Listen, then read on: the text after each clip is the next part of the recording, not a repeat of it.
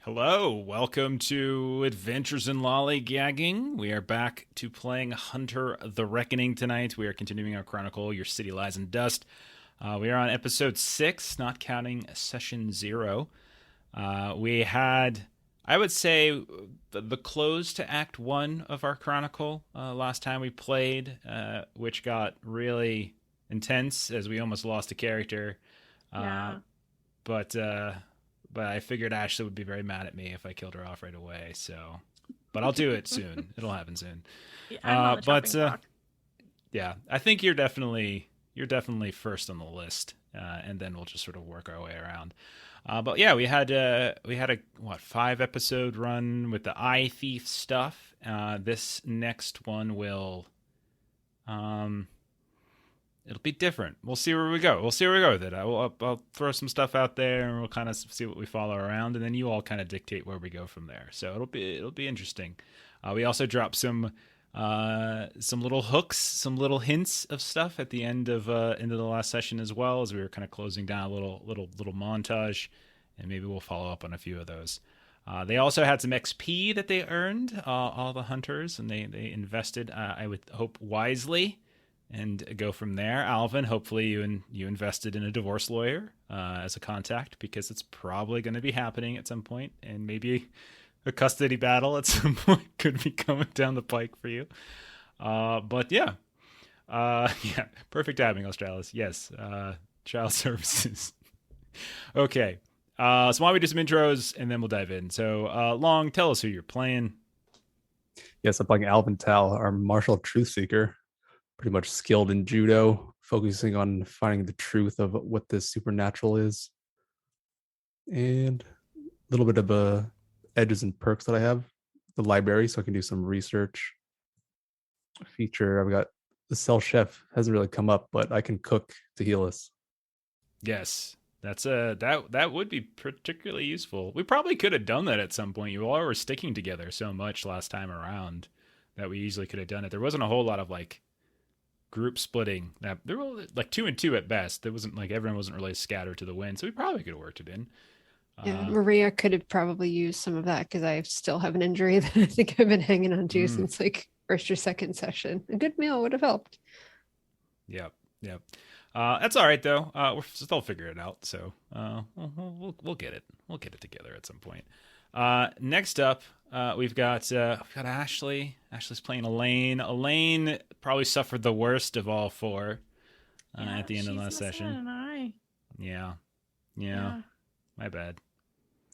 It's fun. I told you, you're the reason you're not missing both of those eyes is because of the one thing you have, that defends you. The artifact. Yep. You have the artifact. I have the shield artifact. Mm-hmm. Yeah. So that was the only reason I was like, okay, I'll let the first grapple I'll let him do 1 eye at a time, and see if she gets away. Then she. And if I didn't break out, I would have lost my second. You would have lost the second eye. I would have taken the second eye. Yep. But yeah. Tell us about Elaine. Yeah. Raves. She's our underground occultist. Her drive is pride. She's been injured by the unknown for twice now, and it's pissed her off a bit, so she's got some retribution she needs to dole out. Fair enough. Okay. Next up, we've got Coyote Rust. Aaron, tell us about Rust. My name's Coyote Rust. If you don't know, when I was a kid, small kid, something crawled inside of me and made me kill my entire family. Tore them pieces everywhere. They put me away. They put me away for over a decade until that thing was forced out of me. Granny or demon, spider, spirit, I don't know what. And then I've been fighting the war as a vengeful apostate, taking retribution to the monsters and the humans that support the monsters. I've lost friends along the way, but I'm still fighting the good fight. That's who I am. Oh, also, I live on the street because clearly I'm crazy as bat shit. Yeah, that's That's probably pretty accurate. Yeah. Okay. He cracks me up every time you go to start introducing Russ. I love how you lean in, like Mr. Crazy Man leaning into the like we can't hear you. It's so good. Russ But you're cracks me up. yelling. Yeah. He's got that like Kiefer Sutherland whisper yell at the same time. It's so good. All right. Next up, we have Melissa playing Maria Baum. Go ahead and tell us about Maria. Yeah, I was just thinking with the Kiefer Sutherland reference that like Act 1 was almost like an episode of 24 because it was very like kind of real time, like as the hours went. Yeah. So not what I intended, but that's how it turned out. That's how it turned out. Yeah. It was, and it's an action-packed set of hours there. So Maria is our she's a plumber by trade, but she is a blue-collar inquisitive. I would say I, playing Maria, sometimes forget that she is the oldest of the group and doesn't know any more than anybody else in the group, but she can try to get folks in line if she needs to. She was trying to figure out what was going on with her mentor during the first art act, and that was some hints were dropped, but kind of unsuccessful. So I'll be curious to see where that goes. We met her sister who works in like finance. So that kind of came up there. And she would like to pair Elaine's neighbor friend with her uncle, who is in a care placement, and have them both taken care of. Okay. Your uncle's, I think, name is it Uncle Luther? That's what I have. Yes, it down. is. Okay. Yep. It's always dangerous when I start writing your relatives and friends' names down. That's a hint that something bad's about to happen to them. Yes, and there's an Aunt Pearl too. But okay, you should. Well, there goes Auntie Pearl. Well, she's gone. Okay, got it. All right, and then there's Mr. Ponder. That's the neighbor who we had a situation change at the end of the last. Okay, all right. So, let's do a little summary and then we'll dive back in. So, sort of a sort of generic summary of the first act. So our Chronicle began with a massive dust storm that kind of came and swept across the Phoenix Valley. That's our setting. And it left basically most businesses and residences without power one night. And we had this huge blackout one night. Now, in the wake of the dust storm, Coyote received a frantic call from his friend Brock Davies, who manages a homeless shelter in southern Phoenix area, and he was being apparently stalked by a creature of the night. And the hunter cell rallied. Everyone kind of got together, and you went to kind of go help out Coyote and try to find Rust. And you encountered what we later learned was essentially an eye thief, this like skin-wrapped mummy figure that had all these dozens of shifting eyeballs that was like they were moving around its lanky body. You also found Brock eventually. He was horrifyingly eyeless. Just they were taken out, like not ripped out. There's no trauma. They were just gone. Same with one of the train yard employees that you came across as well. Brock was also beaten up. I realized I did a lot of horrible things to Brock, and I don't know why it is. I really should probably explore that one day about why I had a friend named Brock growing up. Maybe I have some unsettled issues. Anyway, but Brock was beaten up by these deranged club goers that seemed to be high on something. Brock was not the only victim, of course. You all ran into some issues when you took him to a local hospital called Valleywise Medical, and it kind of was tied in with this pro bono medical med van service called Valley MedCorps that were somehow connected to these victims, and also this private security company called Lockroom Control that also seemed to be kind of tied in together. And from what you kind of all gathered, it looked like Lockroom Control was kind of rounding up these victims, like kind of collecting them and delivering them to what ended up being these hidden labs beneath the hospital that was somehow connected to this medical prison as well. A couple of you encountered the head, or at least the manager of Valley MedCorps. There's Dr. Wendell Drebin. Turns out that he may be some sort of supernatural creature or have some sort of supernatural ability. You all eventually met with another victim of the eye thief, and then he laid a trap for this creature. And during that trap is when Elaine got her eye taken out, and where all of you got tranked by these lockroom control agents and left there as Elaine was taken. All of you decided to, okay, we got to help Elaine, and so because you had this like tracking dart on the creature, you were able to kind of find Elaine at that point. You broke into these hidden labs late at night. It was bordering this place called Alhambra Correctional, and once inside, you found the sewer entrance exit. You worked your way in. You found all of the victims of the eye thief kind of networked and connected, and they were being studied because you learned that there's some sort of dreamlike telepathic connection between the eye thief and its victims. Elaine was even suffering from it. You managed to free Brock, Brock's friend Shelby, Elaine. You left the kid Jonathan there. You killed Coyote killed the 2 lockroom control agents on your way out, and you all took a doctor by the name of Zach Blink hostage as you tried to evacuate with the alarms blaring. You also stole a computer from the lab as well, and then you managed to get out. You managed to get out of there. Actually, you managed to sort of free yourselves. And when we last saw everybody, everyone kind of had a weird moment at the end of the last session. Alvin, we saw you kind of going to your dojo and seeing there was some sort of violent event that happened with a spar. Like somebody was was kind of covered in blood and kind of thrashing around on the ground. Elaine, we saw that your dear neighbor, Mr. Ponder, was apparently getting put into a nursing home by his son after he got lost wandering around. Let's see. Rust saw a news report about a kid attacking their parents, and then had this weird moment where like the ticker of the closed captioning seemed to be communicating with Rust, and Rust's like reflection was sort of waving at him. And then Maria, you went to visit Katya, and you were greeted by a young woman in her 20s pointing a gun at you inside her home. So I'll just toss it to you. Where would we like to start?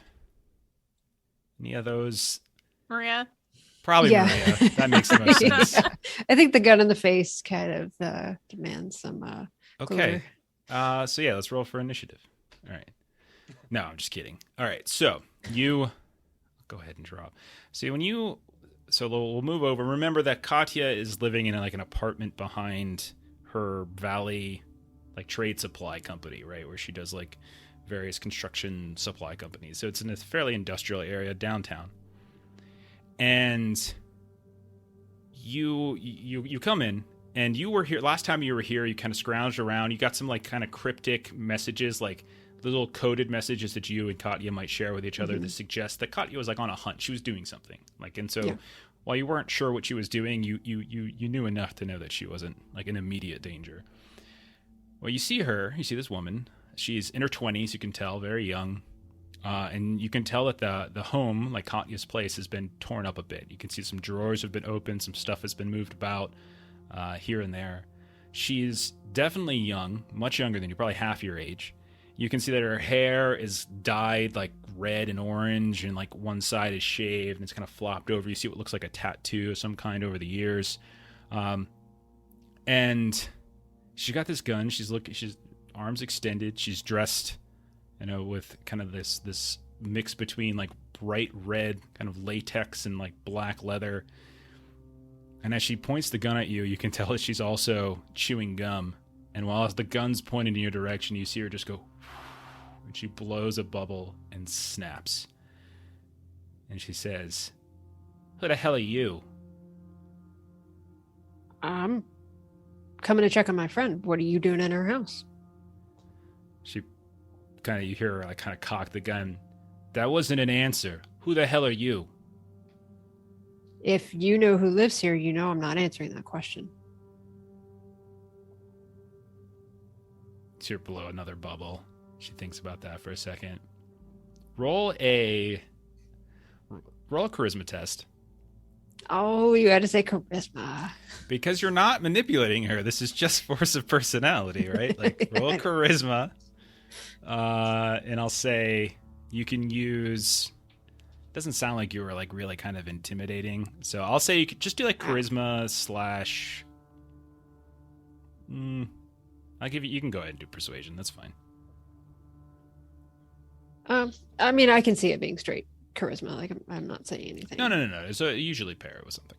All right, then that I've got 3 in persuasion and 2 in charisma. Oh god, I just finally looked over at chat. Hey Chuck, just saw my face in the feed. All right, so that I've got a 6 and a 7 and 2 10s. So that is okay. So it's a crit. 3, 4, that is a crit, and that's 6 successes.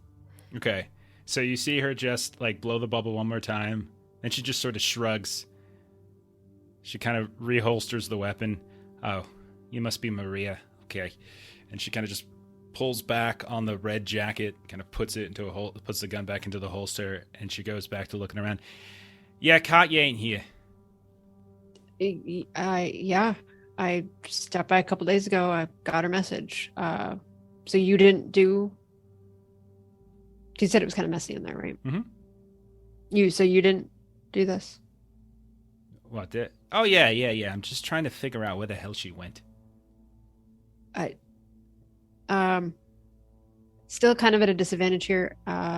You know my name. I don't know your name. Oh, she doesn't talk about me. Well, that's interesting. She told me about you, but she didn't tell you about me. Well, I guess we know which one her favorite is, huh? And the whole time she's just chewing gum, blowing bubbles the whole time. I'm really not going to play the sass game with you. I'm just not. I'll call you Bubbles. How's that? You don't give me a name, you're Bubbles. Nice to meet you, Bubbles. I'm Maria. You can call me Rena. That's fine. Don't call me Bubbles. What are we, 5? Hey, whatever works. So yeah, do you know where she's at? Of course I know where she's at. She's helping me with something. Okay, well then tell me. So I need to talk to her, and she's not answering her phone. She left me a message in a code. You have the same code? And what was that message? Let's go. Come on. Can I do some kind of a check here? Because I'm guessing that Katja has never mentioned her to me before, so like I still want to try to get a sense of like her. No, we could say it's possible, and maybe she has, and you just haven't put it together. How about give me like an insight-ish kind of a thing? Yeah, we'll do maybe an insight, maybe a wits thing to see if you can kind of recall Rena or something about her. Yeah. Right. That's 2 successes. 2 successes, you don't recall a name Rena, but at some point you've probably heard stories like Katya. She's an older hunter. She's been around the block a few times, and she's run with different cells, and maybe you've heard a story or two about one of Katya's old friends who old cellmates basically, who had a kid, and occasionally Katya would kind of look out for her or something like that. Maybe the ages match up, but you probably don't know too much about it. All right. I'm gonna make something up as sort of like a little test, like you see in the movies, and I'm just not smart enough to make up on the tip of my tongue, where I say like, oh yeah, she must have known you from the time she was in like San Antonio, but I know she was never in San Antonio. She was in Dallas, or some kind of little thing, just to see if she catches the error and kind of confirm that they're friends.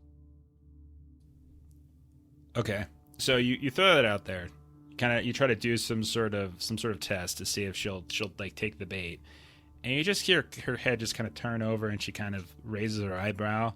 Real smooth there, Booma. Real smooth. And she continues to kind of start going through her stuff. No. I know Katya. Or Auntie. She never talks about her niece, huh? Never talks about her niece to you. You must not be that close. Our relationship is more of a professional relationship. Nah. Not that we don't look out for each other, but you know. Sure. Talk a lot of Sure. business.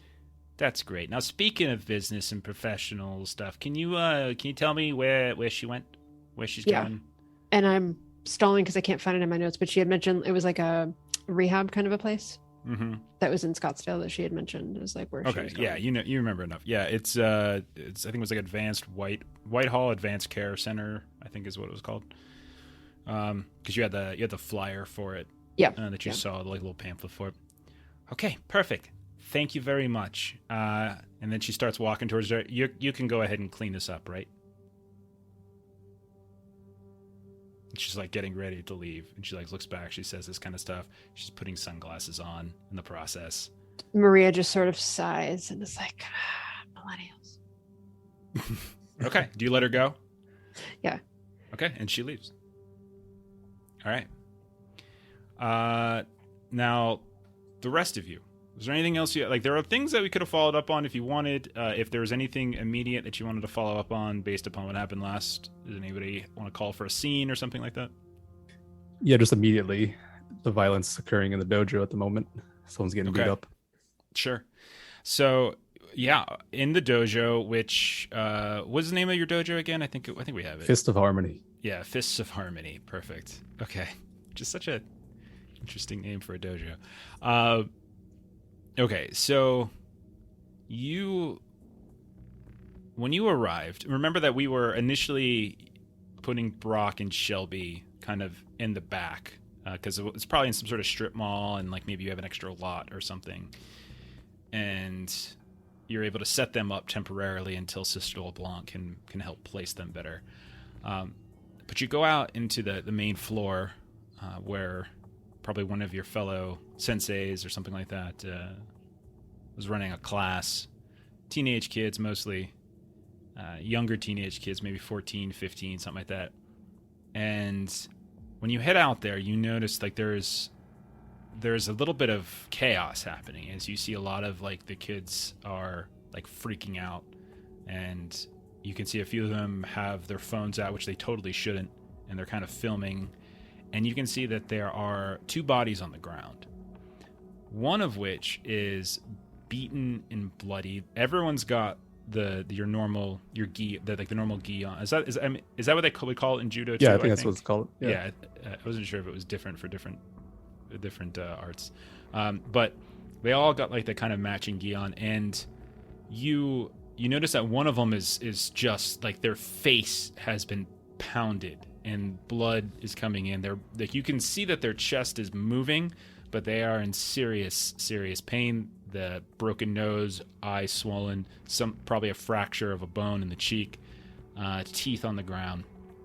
And then you see another kid, and again, these are all 14, 15, 16-year-old kids, is off to the side, and there's like 5 people holding him down. One of whom looks to be like the sensei that is on call right now. And this is what you see.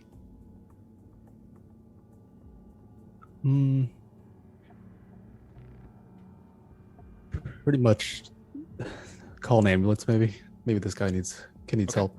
Yeah, so you get on the phone, and when you step in, like the other sensei, do you have a name for who else might work here? Let's call him Joseph. Okay, Joseph. All right. So Sensei Joseph. I'm not sure again. I've never taken a judo class before. Sensei Joseph. He sees you come Hold in. him aside. Tell him what's going on. Like, he's on top of the guy, and Okay. and he's like, and he sees you. He's like, call an ambulance. Call an ambulance. He kind of calls out to you when she sees you. He's like, I don't know what the hell just happened. He's flipping out. We need it for both. We get one guy. Can you check him? Can you see if he's breathing still? And he's pointing to the kid in the middle of the room who's bleeding. Yeah, I'll go up to him, check him, get the ambulance Okay. on the line. All right, so you got your phone out. You're calling 911. Why don't you do a quick test? Do like a wits. What's it called? What's the health thing in this? I always forget Medicine? the skills. Medicine. Thank you. Wits medicine is just do a quick check to see if like he needs anything right now, or if you're good to just sort of leave him until the ambulance arrives. 3 normal success. Yeah, you take a look at him, and it doesn't look like he's not like swallowing his tongue or anything. He's still breathing. He looks to be in pain. He also looks to be kind of vaguely coming in and out of consciousness, like his eyes are kind of moving around. You can tell concussion maybe. You don't see any wounds like on his neck or anything. It's mostly just his face. But you can tell like his hand is a bit mangled too. But you don't see anything to his chest, anything to his neck. Doesn't look like he's gonna run out. But you know, the sooner the better, obviously. But it doesn't look like you need to do CPR or anything like that. Okay, I'll just let him be there. I think he'll be fine for now. Check up on this raging kid, see what's happening. Okay, so then for that, as you take a look at him, why don't you roll? I'll say 3 successes. We can roll the same. We'll roll it over. We'll just say we'll apply it to both. As you step over to the other guy, you look at him, you look down, and this kid his face is flush. His eyes, his pupils are dilated. And you can see that there's, like, in the sclera of the eye, it's just, like, red bursting. Like, and you can tell that he seems like he's in a rage. Like, his neck, you can see the veins, like, popping out of his neck as he's strange. Foam's kind of coming out of his mouth. And this kid's, like, 15 years old. He's a scrawny 125, 130 pounds. And it's taken Sensei Joseph and like 3 other guys to hold him down as he's thrashing around and trying to get off. You think he might be on something. Can we tell what happened? What's causing this? We were just doing spars and he went crazy. Okay, he flipped out. We got to call the parents. I don't know, and you can see he's just kind of panicking. Your sensei. And like a couple of the other kids are just like, he kicked his ass. It was, they're kind of getting all excited. A few of them are like moving around with the phones, filming everything as it happens. I'll sort of like stand in the way of what they're recording, sort of deal. Like, okay, I don't need to see this. Like, Sensei Alvin, get out of the way. Sensei Alvin, you make a better door than a window. Stuff like that. Okay, what else do you want to do? Guess we'll keep him down until he calms down, if at all. I mean, like, they have him down. Like, they have him down, and it doesn't look like the other kid is in the verge of dying at any point. Is there anything else you want to do? We'll go to his belongings. They keep it sort of like lockered up. Maybe he's got something Sure. weird. Yeah, and I would say since you basically work here, so to speak, you could probably get like an emergency key or something, like a universal key. Yeah, and maybe one of the other kids kind of points out whose locker it is, but you go over, you open up, you can see he's got a book bag like in the bottom of the locker, and it looks like he's got like his shoes, change of clothes and stuff. You start taking all that kind of things out. You start sifting through it, and you find usual stuff here and there. Like nothing kind of stands out to you at any point until you reach into the pocket of the jeans that the kid was wearing, and you pull out what looks like an empty bag that is got like a little bit of dust in it, like a little bit of tiny little, like something was in here before, like little tiny little flakes. This kind of peach colored powder. I'll just pocket that for now. Something to look into. All right. And pretty much cancel the class and have parents come and take everyone's child away. Okay. So you get on the phone, you start calling everybody, calling all the parents. Some of them are like, "What happened?" and give you a little bit of a piece of their mind. And like, if this is how it's gonna, if this is the type of violence to expect at it's called Fist of Harmony. No, we practice no violence. It's all self-defense. No violence. Yeah. Okay. So at a certain point, we'll say the ambulance arrives, cops as well, considering an assault has taken place, and you can see that there is a series of questions. The kids start answering the questions and stuff like that. Like a couple of them have to linger around. The parents start arriving. Becomes a whole scene, and to the point where like even the cops are kind of coming around and asking you questions. The sort of the paramedics are tending, like there's 2 sets of paramedics, each of them tending to one of the kids. They're having to strap the one kid down, and then they have to sedate him to keep him from kind of flipping out. Parents arrive of both these kids, and they're freaking out as well.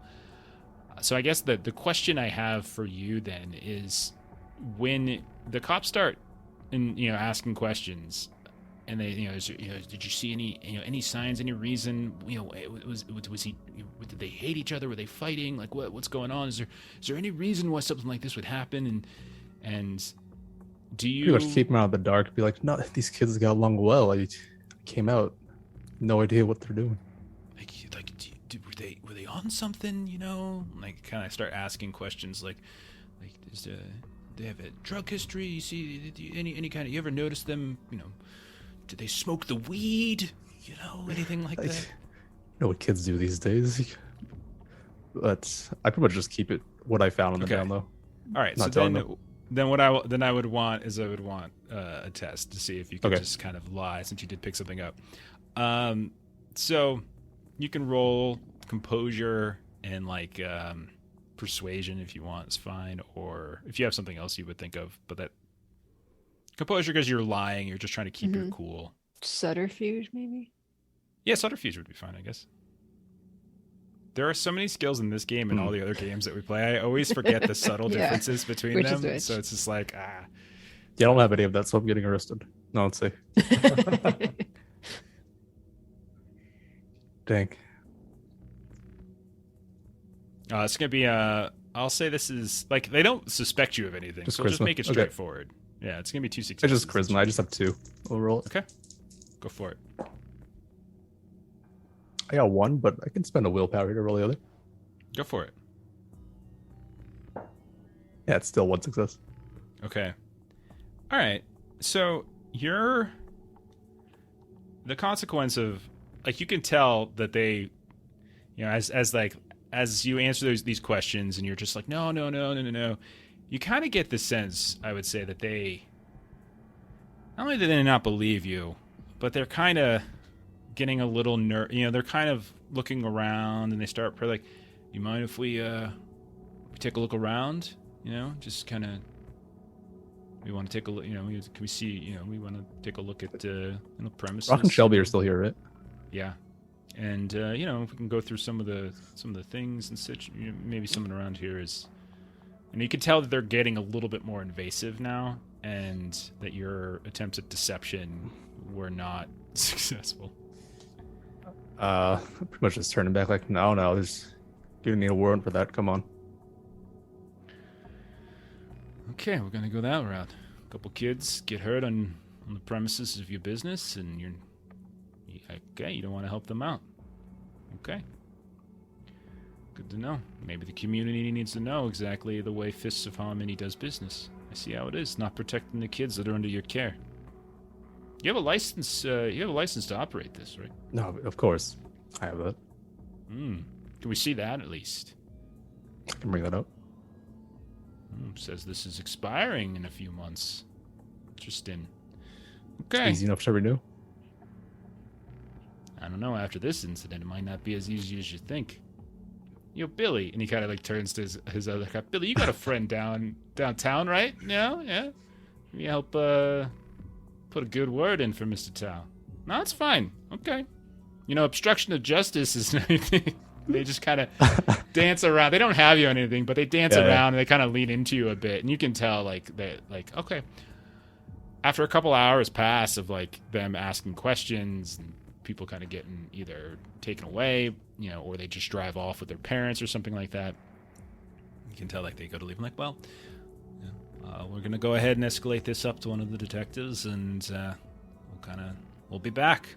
I don't think it's the last time you're gonna see us. We'll see you around, Mr. I'm sorry, I never actually got your last name. What's your last name there? Tao. Alvin Tao. Alvin Tao. Okay, I'll go ahead and just write that down right here. We'll be seeing you. And they depart. Okay. That's So, not going to come back to bite us in the ass. just wrote it. Hey, actual I wrote- cops. They're not locked. I don't know that. I wrote fail to deceive cops. That might be even worse. Okay. Like locker room, you can't go to jail from them. You just get beat up. Okay. So Coyote or Elaine, yours was a little bit more murky. Like it wasn't necessarily in need of anything immediately right then. But like, what would Coyote or Elaine, whoever has an idea, can pop in? Coyote would probably, after he saw his reflection moving independently and heard the voice, he would immediately call Sister LeBlanc. I think I should clarify. I don't think it was that you heard the voice. I think you saw the Oh, CC. saw this. Yeah, because you were like looking through glass That's and right. like the CC said it. And you get Sister LeBlanc. She answers the phone, and she says, "Okay, what is it now? I'm trying to find a Sister. replacement for your friend." Thank you, sister. I don't know how I could fight this war without you, sister. Thank you so much, Brock. Brock and Shelby, they didn't deserve what happened to them, but we got to get them out. But something else is happening, sister. Something else is happening to me. I gotta talk to you. Okay. You just calm down. Something's always happening, and I'm not gonna be here forever. So you're gonna need to take a couple deep breaths, okay? Sister, I think it's coming back, sister. You think Watt's coming back? I think Granny's coming back. I think the spider that ate my soul is coming back, sister. No, we went through this. The exorcism was thorough. I just saw my own reflection wave. I wasn't waving. And then across the screen, she spoke to me across the screen. Rust, when was the last time you had a good night's rest? Sister, it's a war. I don't have time to sleep. Well, you better find time, because what we need are soldiers who can discern reality from figments of their imagination. That's all you think it is, sister? You think it's just my head playing with me again? I was there when we got the thing out of you. All right, I was there. I wouldn't lie to you.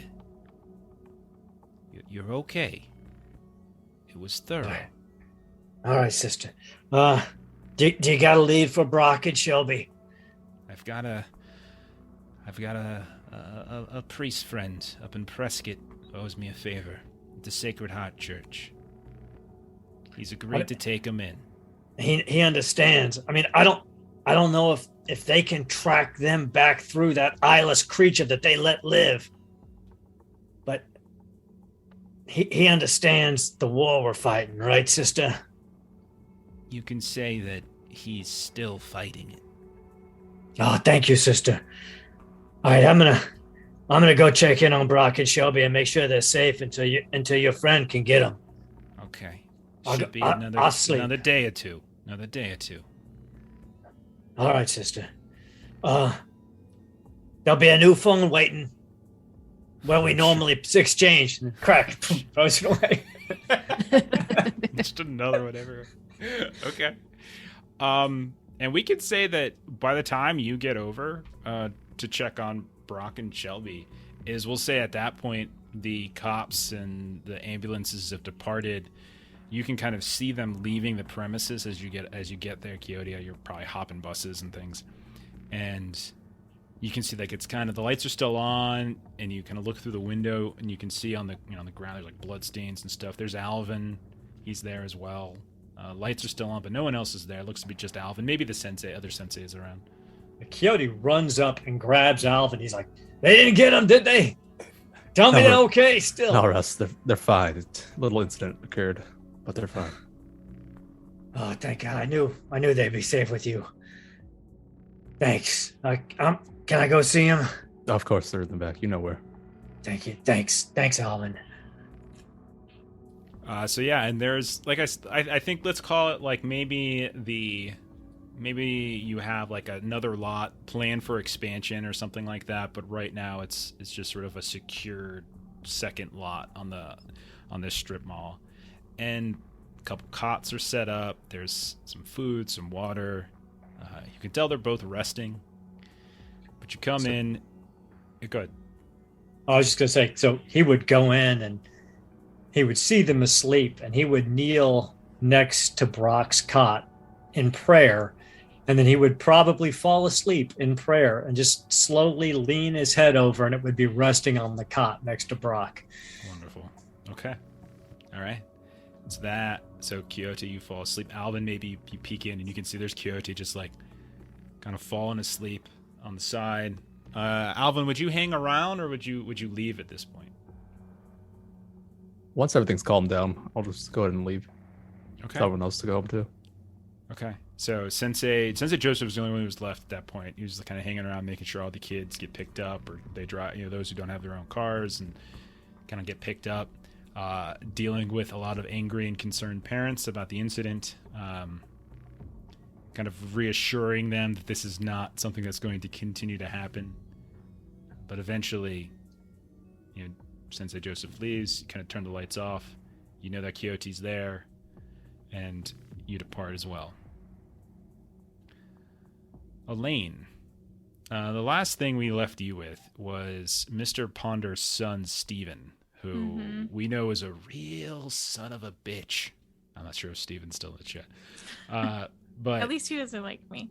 Yeah, he doesn't like you. And he was kind of packing up a bag, and he was, on his way out as you were kind of going back home. He didn't even flinch at your missing eye. He just moved past, kind of gave you a dirty look, and it's just and basically said that they're putting the dad to a home now. Like he's moving. You're going to get a new neighbor. Yeah. And he mentioned something about how he can't afford it, and at that, Elaine will just kind of like sigh. Will you at least let me contribute to his costs of care? And so you see, like he's got the door open in his car. He's getting ready to get in as you kind of like walk back, and he looks, and at that point he's just like kind of pauses for a moment. Kind of he's half squatting back into his car, and he stands up. You want to pay for? Oh my God! What the hell happened to your eye? I got it. As he finally sees it. I've had a rough fucking week. I got assaulted. You look, suddenly just guilt washes over his face. Are you okay? I'm just glad he's gone somewhere safer. It's not as safe around here anymore. You got assaulted around here too?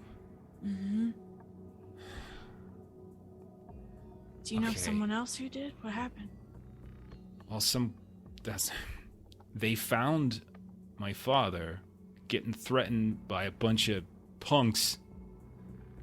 One of them kind of pushed him down. He banged his head, and that's how I heard. Because they brought him to the hospital and on emergency contact, and they went and got him and everything. And Dad was out of it, but he recalled enough. He was wandering down a couple blocks away. He thought he was going grocery shopping, but he was nowhere near one of the groceries. He was at a pawn shop trying to get groceries. The man was trying to help him out, trying to call a cab for him, and these kids come up.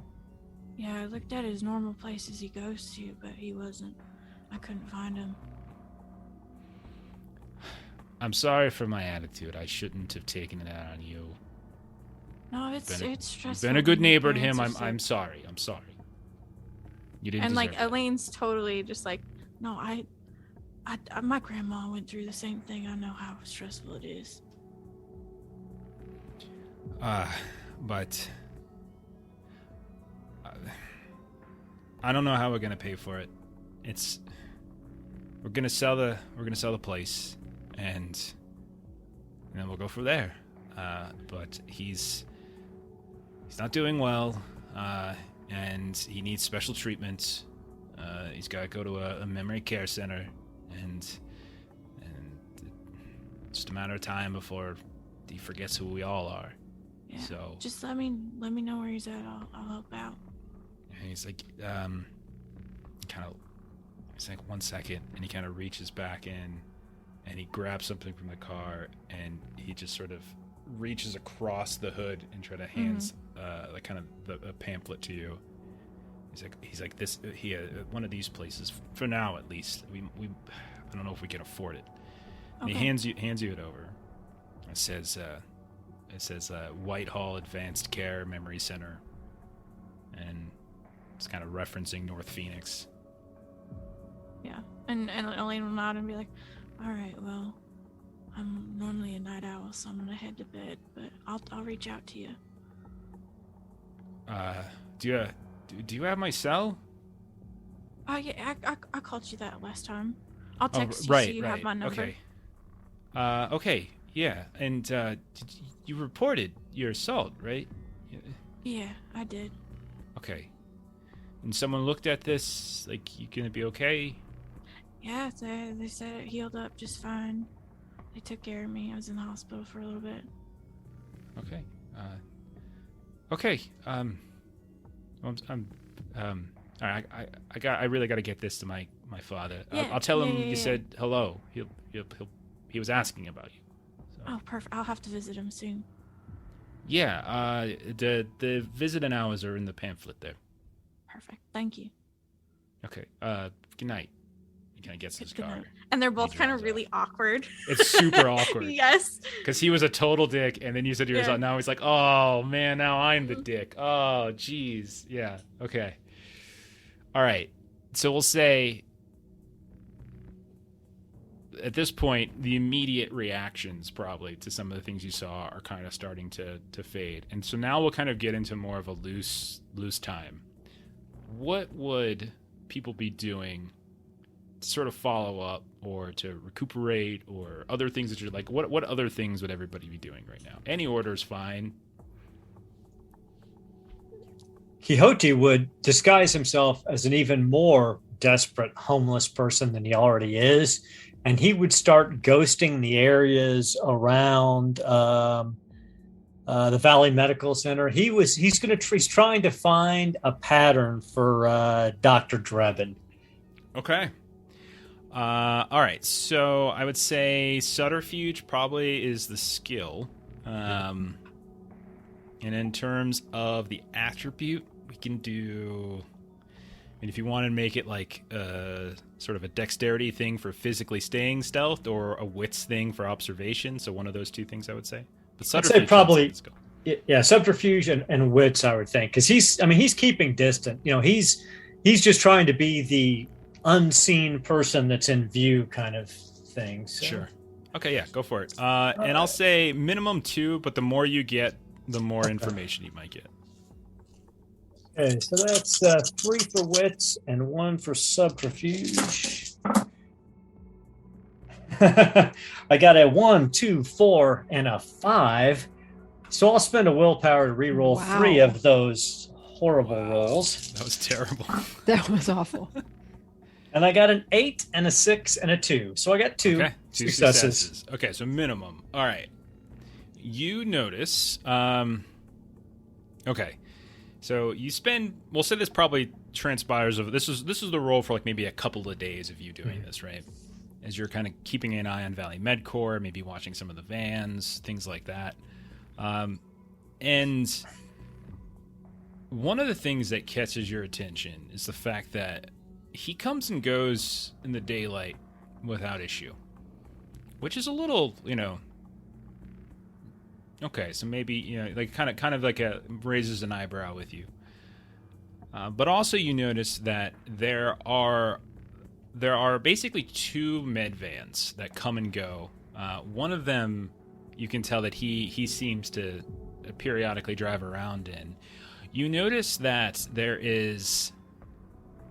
he has like kind of the same, like the med van has a driver that you notice that kind of stands out to you.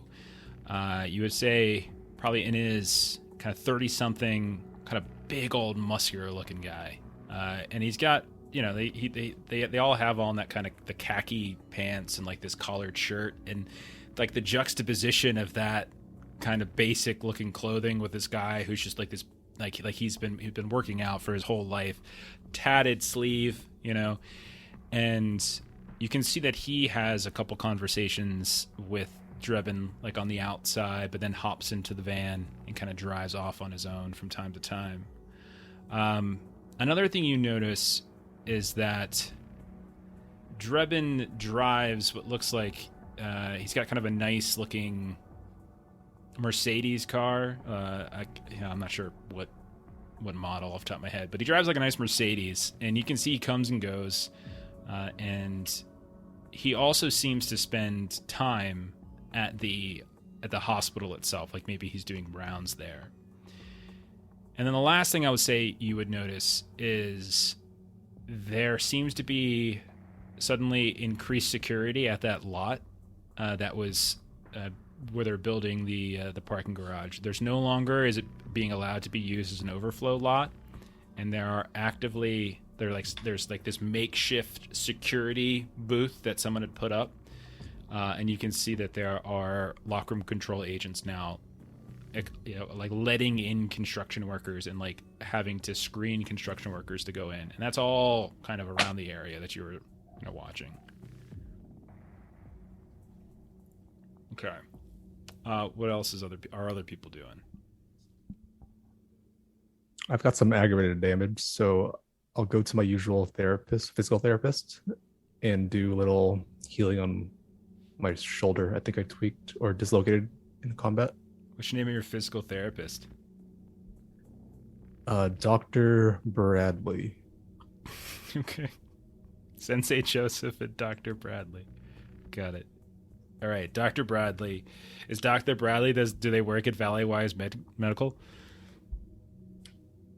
You'd probably want to say no. You'd probably want to say yeah, no. Okay. Yeah. I was going to say make it interesting, yeah, but no. Okay. All right, so you're looking to heal up aggravated damage. How much do you have? Just one. Okay. So I'll go ahead and... So this is a doctor that you have as a friend. You have one, so it's intelligence medicine test on my part.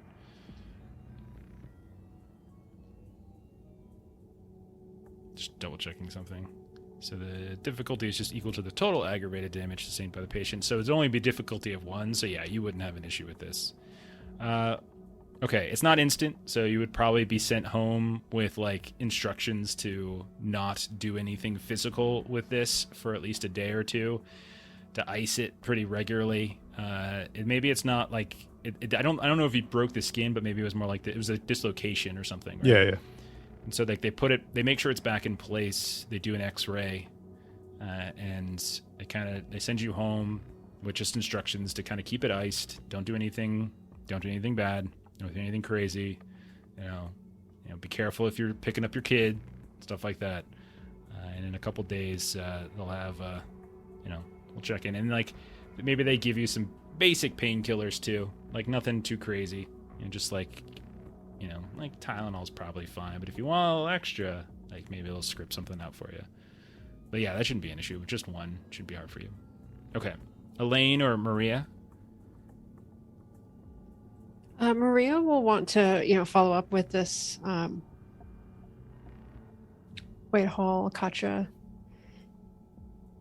situation. So I'm wondering if there's a way that I can call, and I'm trying to figure out, like, she left me a coded message, and so like I don't know what the coded message means. I'm assuming Maria knows what the coded message means. Oh, it was more of a no. I think you did. I think we did go over this. Like you know that she's on a hunt, and just like I think it was more along the lines of like she was on a hunt. Don't mess with her stuff or something like that. Like don't snoop around. There's something more than that. Okay, got it. All right. In that case, then I'll just clean up her space and kind of wait for a message. In that case, then I'm not necessarily sure that there's much to follow up with on that. So what I am going to do instead is I am going to find a contact that can help me with the van, because we use my van a lot in the first act. And I want to make sure that if we're going to be kind of regularly kind of roaming around the valley in this, that it is not going to come back to be traced back to us. So I want to take the untraceable perk on my fleet. Do you have okay, so you're trying to find somebody who can, like, a contact for you that can kind of mess with your van? And I don't know if it's like, if it's RP'd as like I get a bunch of numbers like and stuff or something. Yeah, and maybe get some like license plates to swap out or kind of different things like that to. Okay. Yeah, that's fine. Like, we don't have to get rid of your company logo on the side. Okay. Yeah. Yeah, we don't have to necessarily roleplay that out as a full scene if they're just going to be doing like a quick service for you as opposed to doing that all out. But if you wanted to create a contact, you're welcome to. Yeah, I think mechanically that would probably mean spending points on a contact. So. Okay. I mean, you can make one up, just not invest anything in them yet. Just like a name. Yeah. I will do that. Potential contact later. I will say that her name is Jerry. Oh gosh, Jerry doesn't do well in our channel. I'm not sure if that's a good idea. They immediately get shot. Sorry.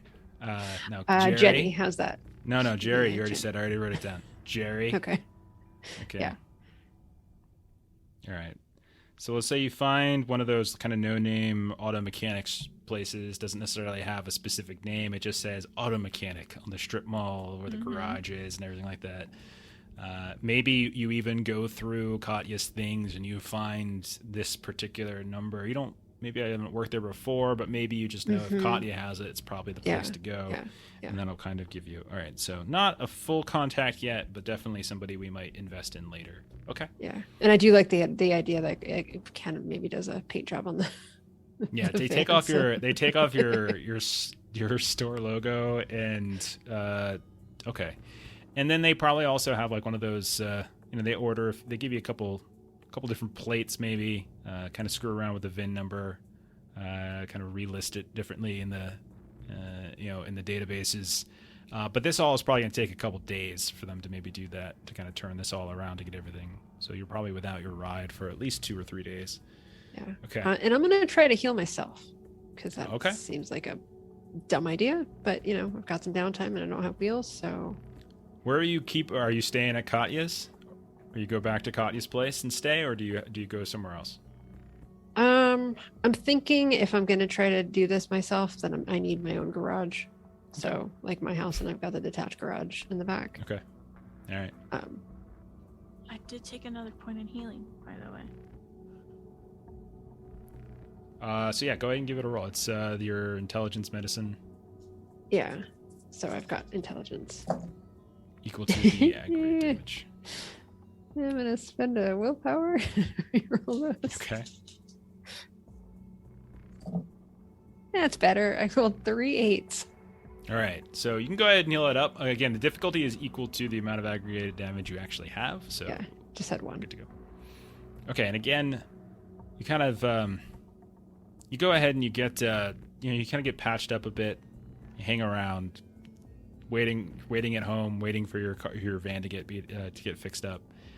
The whole time, like, you're kind of doing your own stitches, checking under stitches, cleaning out some wounds, putting ice on this, putting heat on that.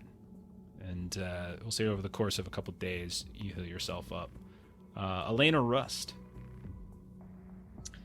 Anything you guys are up to? Elaine is going to get that computer that she took, and she's going to start just going through that information. Okay. She's going to start out without it hooked to the internet. So I'll say the first thing you notice when you pop, when you get into it, is you notice, we talked a little bit about this as we were leaving last time, that the computer itself does, like, there's nothing really on the drive. It's all of it kind of was recording to a cloud service.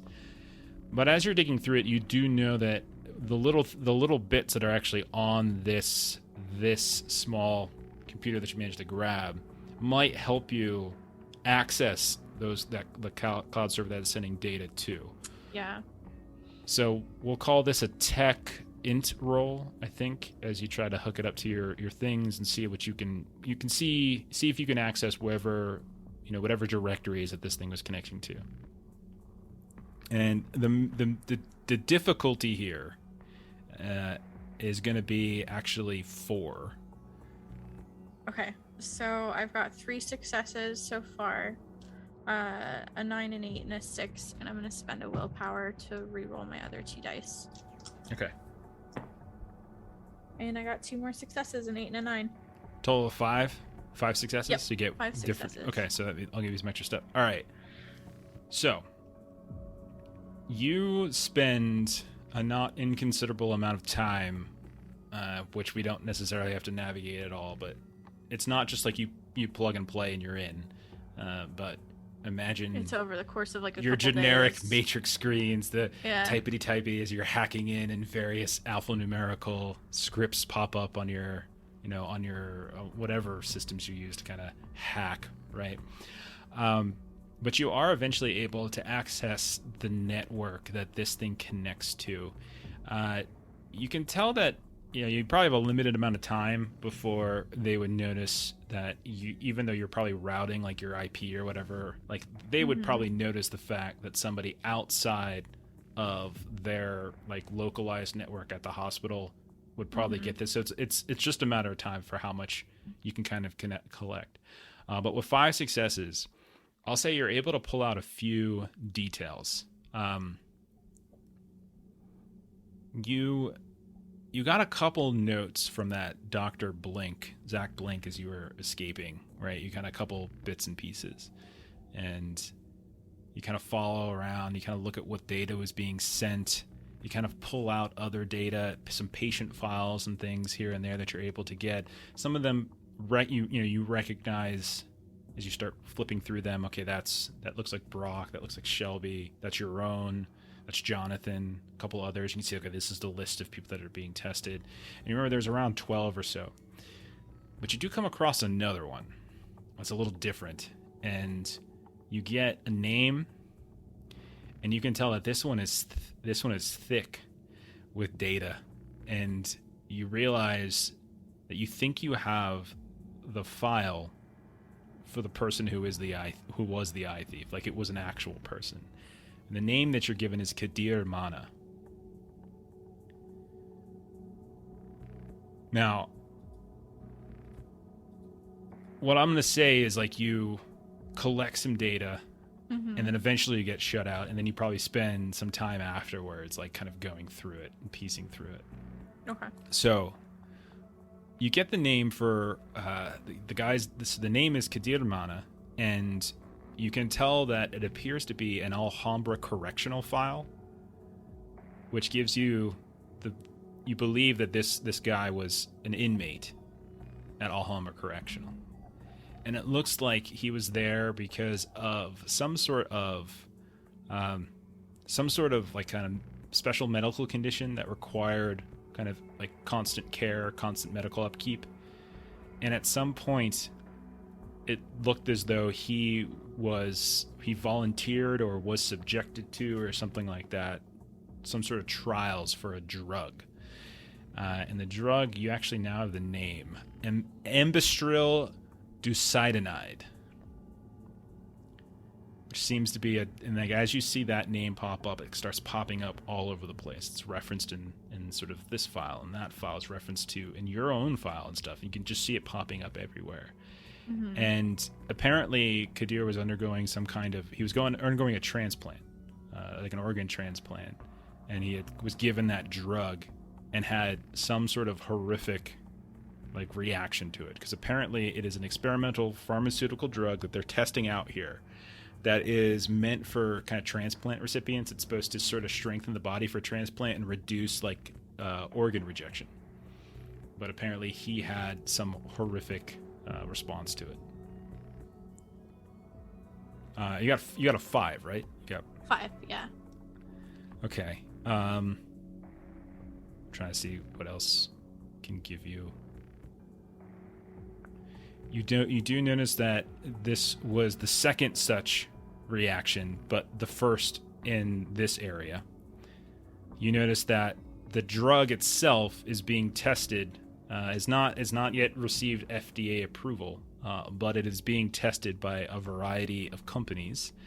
And you do notice that apparently, like, there's all this stuff referenced to like Valley MedCore and Valleywise Medical, the hospital, but all of it seems to kind of go back to a parent company. And you see a logo. It's like it's like a lowercase t, capital D, lowercase g.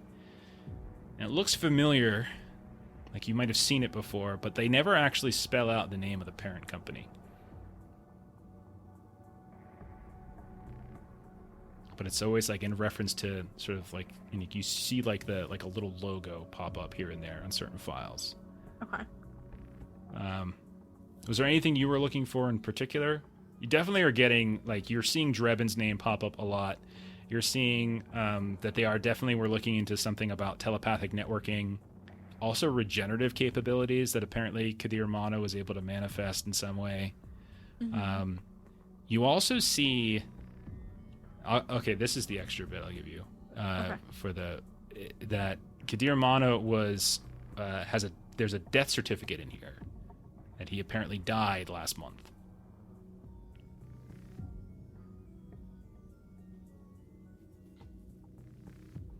So at some point somebody manufactured a death certificate for him to sort of cover whatever happened. Interesting. Okay. Yeah, at this point, like, all Elaine's doing is she's just ripping as much information she can get, and then she's going to determine, like, okay, what do I need to research further and go from here. So I'm going to say that's all you can get. That's all you get from the files. But there are things you could potentially research elsewhere. Okay. And then we'll kick it over. Russ, was there anything you wanted to do as well? Like, we're just sort of start cycling around during this week.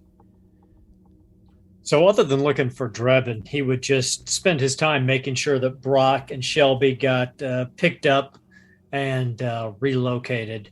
Okay. Basically, when he's not out, he's standing guard over him because he feels responsible for him. So, yeah, at a certain point, Cecil LeBlanc, probably about 2 or 3 days after you guys got Elaine and them out, makes the connection. And they set up one of their vans, one of the church's vans, to deliver Shelby and Brock up to Prescott. So it's about an hour and 45 minutes away, 2 hours or so away. If you wanted to go with them, you could. There is a driver, so you don't have to worry about driving. But they're going to a place called Sacred Heart Church, and you're given the contact by the name of Father Percy. Now, Rust, when he first goes out to the van, he would attempt to repel the driver because he trusts no one and nothing any longer. Sure. He wants to make sure that the guy is human and on the up and up. And I'll say that, we don't need to roll anything for that. As you go through it, it definitely seems that this guy is on the up and up. He actually looks at you really strangely, like, you all right, man? You okay? Sorry, they're good friends of mine. And they've been through a rough patch. And you understand. There's people you can trust and people you can't trust. I just want to ride up there with you. If you can't give me a ride back, it's fine. I can thumb it back. But I just want to make sure that they get settled. No, that's fine. Says the block told me you might want to come along. That's fine. Come on in. You know, plenty of room. He reaches out his hand. He's like, "Oh, they call me Coyote Rust. You could just call me Rust." Oh. Okay. Hey, Rust. Yeah, my name's Blobby. You know. Pleasure to meet you, Blobby. You can, take any seat you want. It's plenty of seats, and you look. It's one of those big vans. It's probably got enough for like 12 people in here, and you can see like Brock and Shelby are kind of there. One of the things you'll notice, like on the drive, is Brock seems to be doing okay. Like in terms, you can tell that he's. I mean, obviously he's still struggling with the fact that he just lost his eyes and everything that went down.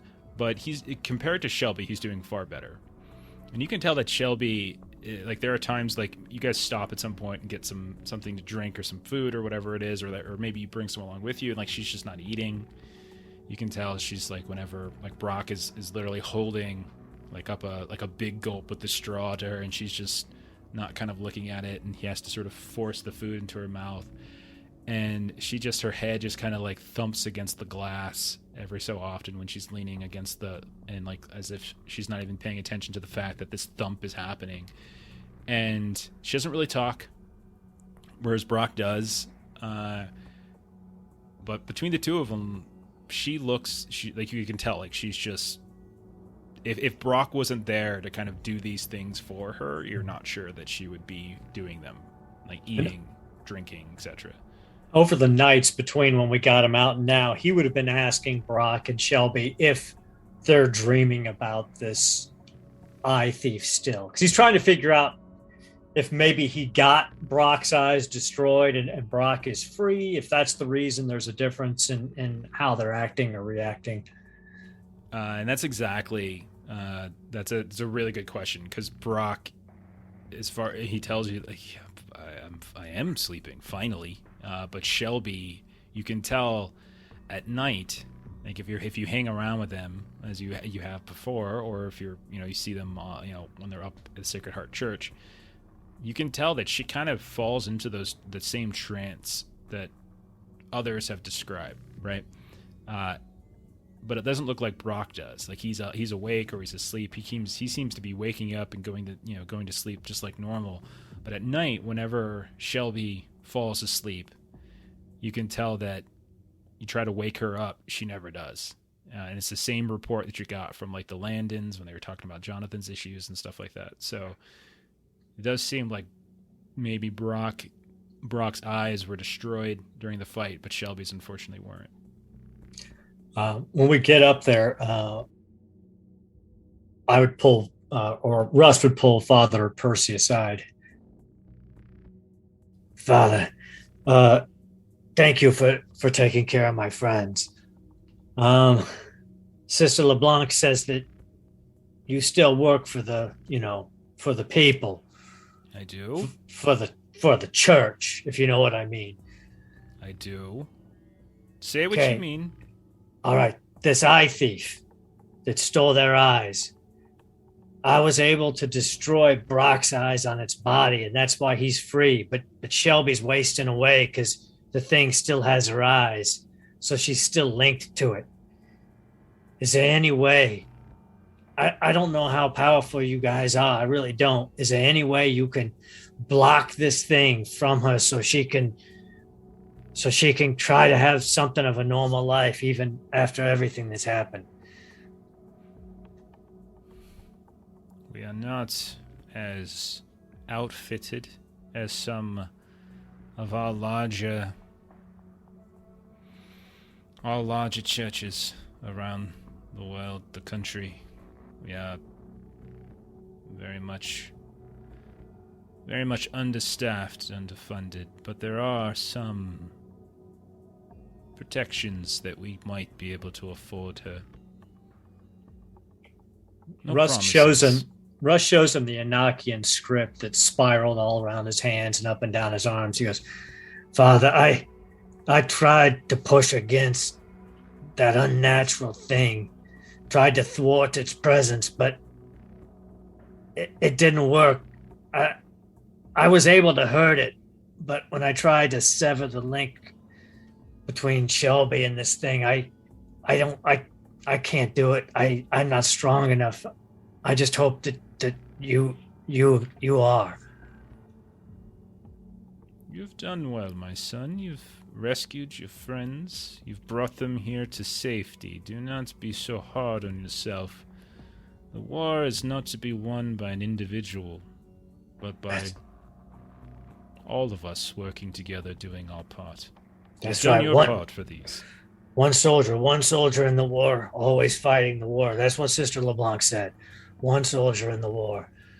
He puts like a hand on your shoulder. He's probably late 60s or so, kind of gray in hair, and he's got kind of a grizzled face, but not unkind. And he kind of puts his hand. You've done your part with these. I'll tend to them. You can rest assured they will be safe as much as I can keep them so. Return. You could see that Rust isn't making a sound, but just tears are just pouring down his face. He doesn't even have. He has no way to process these emotions. The war takes a toll on all of us. The ones who survive go through hardships that no one should ever have to. You're a good soldier, Coyote. Sister LeBlanc speaks very highly of you. Thank you, Father. If Shelby or Brock need anything or you need anything, Sister LeBlanc knows how to get in touch with me. I don't seem to be able to keep normal phones around much, but she can always find me. Yes, she says you have an aversion to technology. They'll find us through the phones. I've seen how organized they are. You gotta always watch. Sorry, Father. Them or the government, one of the two. Sure. Yes. It's the same thing, I think. I'm not sure. But I know one doctor down there. He's running half of Phoenix. Well... And he's not natural. I pushed him away with my mind. Did you? But he walks around in the daylight. His name is Dr. Drebin. Wendell Drebin. He runs Valley Medical Corps down there. Well, Rust, I will put out the word, and I'll see if there's something more I might be able to learn about this Wendell Drebin. Thank you, Father. I will warn you, though, that my contacts in the valley are not as robust as they once were. I work mainly with the more agrarian sections of the state, the northern parts, up towards the canyon and some of the tribes, the tribal lands. But I'll see what I can find out. For now, rest assured your friends are safe. It sounds as though you have more work to do down in the valley. The war never ends, Father. Thank you. One day it will. And if there are more soldiers like you, I am sure we will be on the winning side. Thank you, Father. It's my squad. They hold me up. I am sure that you do your part as well. He kind of gives you like a blessing of some kind. Now, I'm going to go get your friends settled, and you return to the valley. Get some rest. You look terrible. Thank you, Father. Okay. So you pop back onto the bus, head on back, 2 more hours with Bobby. Okay. All right. Who else wants to do something here? So after Maria was recuperating at home, she's just going to reach out to Elaine and to Alvin. And just like, I've been sitting in my house by myself, me and Annie, for like 4 days. I need to see people.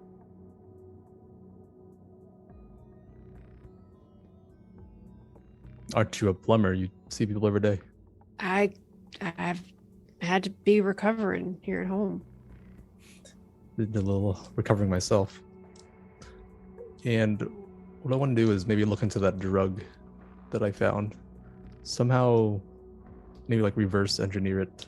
Find out what it is. Reverse engineer it.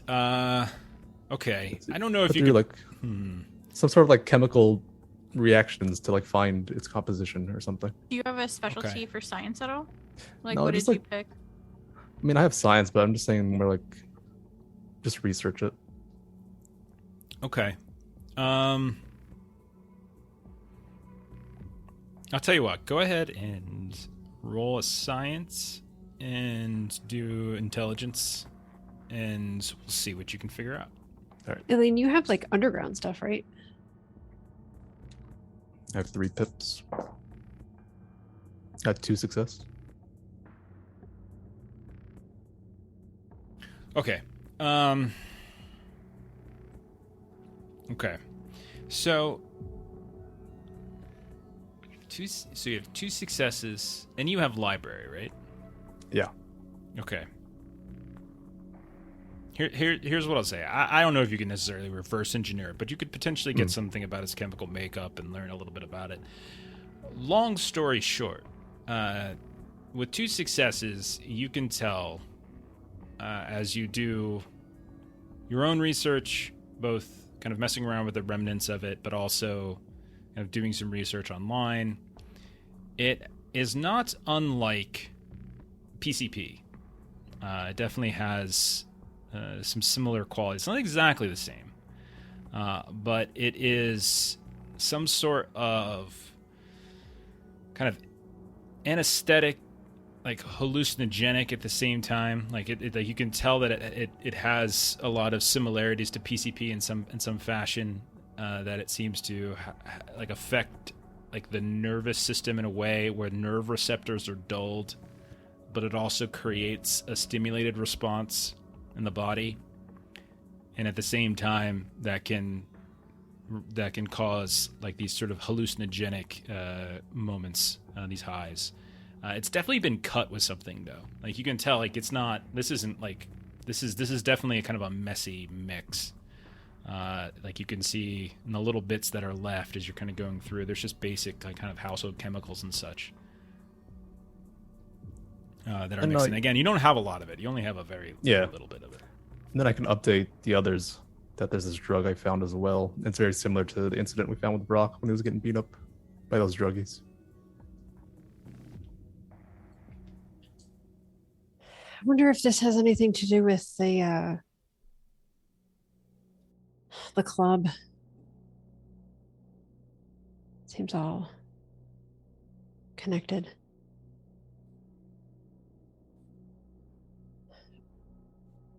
Elaine, maybe any other contacts you might have in your circles, maybe? And Elaine will kind of like, you think I do drugs, Maria? I'm not saying you do drugs. I'm just people I interact with every day are outside of you guys are just normal, I mean, I can look online and see if I can find anything, find a contact. They're always talking about getting drugs on the dark web. You've heard that probably. And Elaine kind of like snickers. And just get your ass over to my house. I got shit to talk to y'all about. All right, so we'll meet up at Okay. Elaine's. Okay. Yeah, so you head over to Elaine's. We'll say roughly 5 to 7 days have probably passed since the incident at the hospital. We'll give everyone time to be back in the valley at this point. So you're welcome to sort of do a get-together as the cells. We kind of reset here a bit. Mm-hmm. And then we'll say, just for simplicity's sake, everyone meets up at Elaine's. It's been roughly 5 to 7 days. It's been basically a week, let's call it, since the events. Brock and Shelby are fine. Alvin, you've had a couple more visits from the cops regarding the issues at the dojo. Maria, you've swung by Katya's maybe once or twice, and you've seen the kid kind of coming in and out here and there. And she kind of as she's walking past, she's got a phone up to her ear, and she's got sunglasses on. She's chewing her gum. She walks past you. She kind of gives you a little look, and then she kind of goes about her business. More than once you've seen her, we'll say, but she doesn't engage you directly. Whether you want to or not is up to you. But we'll say this day we're all over at Elaine's right now. Okay. Question: Am I having issues sleeping if I sleep at night? No, you are lucky because I rolled for all three. Uh-huh. I rolled a fortune, and unfortunately, Shelby was the only one who got screwed. Yeah. But you and Brock are actually okay. Yeah. All right. So I spent some time. I presume someone picked up Rust, right? Yeah. Assume everyone's there. We'll assume everyone's there. So I was digging through that computer that we found, that I took, and I found the name of Patient Zero, I think, of the eye thief before he was the eye thief. And then she'll just go further about Kadir Mana and everything that she learned. there's some things. So the drug Embistro, I don't know its components exactly, but it's supposed to help people not reject new organs for surgery. But what if that's also the other drug that's making people go crazy that's going around here?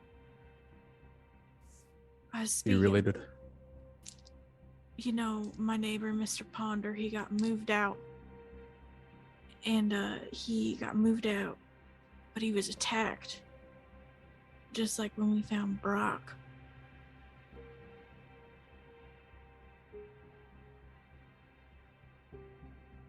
Well, that would be interesting if we think about trying to prevent organ rejection, but that's I'm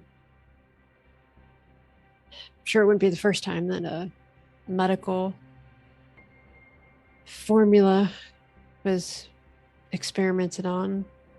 Just throwing it out on the street and see what happens. Like fluoride in the water. That's me. You sure do see conspiracies everywhere, Russ. I mean, I have tested my own water and it does have a high fluoride content. I'm just saying, we can't trust anybody. I did some recon on that Dr. Drebin. It's just like we thought. He walks around during the daylight. He seems to be going back and forth to the hospital. Spends some time with one of his drivers, a big guy. And you remember that parking garage that was under construction? Mm-hmm. It's buttoned up now. They got all kinds of security. Nobody's getting in there like they did before. So obviously they're more cautious than they used to be. I also reported up to the higher echelon command when I dropped off Brock and Shelby and gave them a thorough report there on what we've been dealing with in case we're all killed in the next few days. At least the information won't die with us. You are just always thinking of the next contingency. But, I mean, I got to say, though, you thought 75% of us were going to die in our last, and that didn't happen. So maybe sometimes. That's true. It's because the three of you are so good at what you do. I mean, really, we came out of it with everything but one eye. That's pretty good odds. Sorry about that, Elaine. That probably didn't come out very right. I'm so sorry. I mean, we did come out with less than just one eye. Brock lost two. Yeah, but he's not a soldier. I mean, we're still a viable combat squad. Yeah, but I still feel bad. We're supposed to protect the innocent. I know. Well, if we just got to keep at it. Father Prescott told me we were good soldiers and we just had to keep fighting the war. So, question. Because I don't know, Ashley doesn't know much about the Sisters of Leopold. Will we get in trouble with Cody about him showing his magic hands? Don't they not like magic or something? What are you talking about? Like, who's gonna get in trouble with whom? No, because it's different. Like sorcerers, the Leopold, they don't like sorcery, but they're okay with divine gifts. Got it. Okay. I was worried. I was like, any magic, and I'm like, oh shit, we're fucked. I mean, you are, but not because of that. Yeah. Okay. I mean, I get it. Yeah. Right. Multitude of other reasons. Yep. So at that point, Elaine's going to kind of stand up and like dust off her pants and be like, so who wants to go buy some drugs with me? I mean, I don't do drugs anymore because they used to give me a lot of drugs. I didn't like it. We're not going to do the drugs. Oh, okay. Then yeah, I'll go with you. I didn't like the way they made me feel, and then they put me in those jackets that tie behind your back, and they'd leave me there for days. Yeah, that sounds terrible. We're not going to do that. That's right. It wasn't me most of the time. I was just looking out through her eyes, but it still wasn't very comfortable. Her eyes?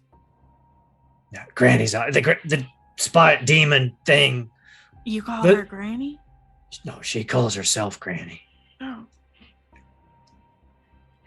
I mean, Once she made me bite my tongue almost off and then use it to write Granny on the walls of my cell until they came in and gave me some drugs. I don't remember the next couple of weeks, but she's gone now. In fact, Sister LeBlanc told me that she's really gone, that she's not actually looking at me through the mirrors or on this TV at all. That didn't really happen. What what are you what talking TV? about? What? It didn't. It's okay. It didn't happen. I was tired. Did Granny you told me. see I mean, Sister LeBlanc told me I was tired. Granny, she didn't. She just told me she was back, but that didn't really happen because I was Okay. tired. Why don't you take a nap, rest, and No, I'm awake now. I'm really awake now. Somebody came by and they didn't give me money while I was looking for Dr. Drebin, but they gave me an espresso. I'm very awake now. Oh. Okay. Yeah. You know, whenever we're driving around, we could always get you coffee if you like coffee. I do like coffee and a phone. I need a new phone. I'm so sorry, Maria. And I feel like at this point, when Maria and Elaine like went to get Elaine's got a burners, drawer, like a drawer. exactly. So she just opens it up and tosses you one. This isn't a one-off anymore. We Yeah. come prepared. We're prepared. I've got like 3 that are turned off in the bottom of my purse. Thanks. Thank you. So are I we don't know what gonna to say. are we gonna go buy some drugs and go to the club? I think we should survey the drug or the club first. All right. Russ looks down at his holy jeans and his beat up army sweater and his Gore-Tex jacket. He's like, do I look okay to go to a club? I've never been to a club before. We're not going to the club. I mean, Okay. unless I don't actually think I'm old enough to get in a club. how I don't how think. old are you again? 18, right? No, I'm 20. I turned 20 last month. Oh, you're Nobody old came to my party, but I didn't tell anybody about it, so that's why. for point in time, as long as it's during the daytime hours where they're not serving. Oh, thank you. Oh, good. I've never been. Let's go. And then and Elaine just kind of like shakes her head and she laughs and she's gonna hit up her friend, her hairstylist friend, and Okay. see, because she does imbibe.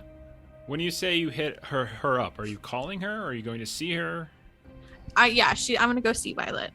Okay, so as you are getting ready to leave this scene, you hear a knock on your door, Elaine. And Expecting someone. I'm not. So if y'all could go upstairs, please. I'll hide away for a bit. And Elaine will go and answer the door. Okay. Does everyone just like hide? Is that what happened? But Russ puts his hand in his pocket and puts his finger along the trigger guard, just like Alvin taught him, of that horrible little 32 revolver that he was given, just in case he's got to protect Elaine. Okay. Maria, what do you do? She'll be just out of eyesight, like going around to a kitchen or something. Okay. Elaine, you open the door? Yeah. Okay. You open the door. You see a young woman, early 20s, dyed red and orange hair, sunglasses on, tattoo peeking out from behind this flopped over bit of hair above her ear, kind of underneath the shaved parts of the side of her head. Looks like a swordfish. Okay. And you see she's got her phone in her hand, chewing gum, and she says, "Is the boomer here?" And Elaine kind of chuckles and she's like, Boomer, you're I know not talking she's about- here. I follow. She's terrible at, like, she doesn't know how to check for a tail. I don't know how. It's just What's cute. your- Whatever what's you all From are the doing. here. kitchen, can I say that Maria like recognizes the voice? Sure. All right. So you'll just hear Maria from kind of behind you, Elaine. Just be Uh-huh. like, "It's fine. It's fine. Everybody, y'all can come downstairs. And she'll- Elaine will kind of like nod the kid in. Okay. So she comes on in. Yeah. She kind of looks around. I've seen you, and you don't say 2 words to me, and then you follow me here. What the hell is wrong with you? This is not a great place. Do you live alone? Yeah. Yeah, that makes sense. Yeah. So, I need your help. Well, maybe. I don't know. Katya was helping me, and I can't get in touch with Katya now. And the place, she's not there, apparently. Or she is, and they won't let me go see her. And and she kind of pulls her phone out, and you see her, she's kind of like, she pulls up this app, she kind of goes through it. And I'm running out of time. Like, I'm on the clock here. I know you all, with your little, what do you guys call yourself, cells or whatever? That's great. But some of us, we have people we report to, and Katya was supposed to help, and she didn't. Big surprise. So what the hell did you get her into? Katya can handle herself. What did you just throw her into without backup? I didn't throw her into anything. She was the one who wanted to help, offered to help, said that she has to help. It's the least she could do. Okay, there's some tension here. What's happening? Who do you report to first of all? And what's your mission? I'm with RV, but that's not important. What is important is that I'm here in this abomination of a city. Why do people live here? This is an insult to humanity. Like, who thought this was a good place to stop and build? Anyway. Okay, so you walked in here, you've insulted her home, you've insulted the city we live in. Can you get to the damn point? Okay. Oh, hey, by the way, hi. My name's Coyote, and he looks a little bashful because he's not used to seeing girls his own age. Oh, well, hello. And hi. Oh, I see you got another one here, too. 4 whole people. That's great. Okay, well, anyway. So, I took a gig here in Phoenix, in your, she looks over at Maria, beautiful city, because apparently you all have not been doing a good enough job of ensuring people are safe, as there have been some data that's been coming to my company's way suggesting that, well, there's somebody preying upon the elderly here. And Katya was going to help. And I told her not to, but you know Katya. She puts her nose. I think you know Katya. I don't know. She didn't tell you about me, so you probably don't know. I know all that Katya. Well. Just move on. Okay, so yeah, what we do is we look at some data. We see whether or not there might be certain things happening, and over the course of the last several months, RV has noticed that there have been some strange deaths. The death count at certain locations, that elderly neighborhoods, treatment facilities, nursing homes, retirement homes, that sort of thing. There has been a spike, and apparently that spike was due to something of the supernatural variety preying upon them. And we get our closure counselors. They came out here. They spoke You gotta be fucking kidding me. They spoke with the various victims, and I got the gig, okay? And she kind of holds up her phone, and you see like this app that she's showing you, and like it's like she took a gig. It's like gig economy. And you know that RV, by the way, some of you might know, it's called Revenge, and it is an org, a hunting org. Okay. Yeah. So anyway,